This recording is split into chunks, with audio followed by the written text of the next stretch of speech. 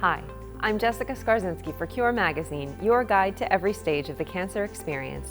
Here's a sneak peek at what's inside our Canadian issue. What should a national pharma-care program look like in Canada? A government advisory council proposed a plan to institute universal pharmacy care, but is everyone on board? In this issue, we have a healthy debate. Next, imagine learning of your cancer diagnosis not from your doctor, but by reading it alone at home from your computer screen. As patient portals become more popular, this has become a reality for some patients in Canada. So is it a good or bad thing? One feature explains how power is going to the patients.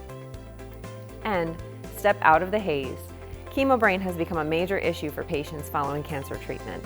It affects daily living, leaving patients with questions as to how to fight this side effect. Many have found help in the form of mental and physical exercise.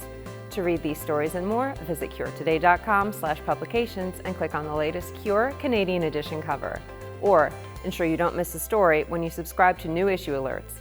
Visit curetoday.com/email-profile for more information.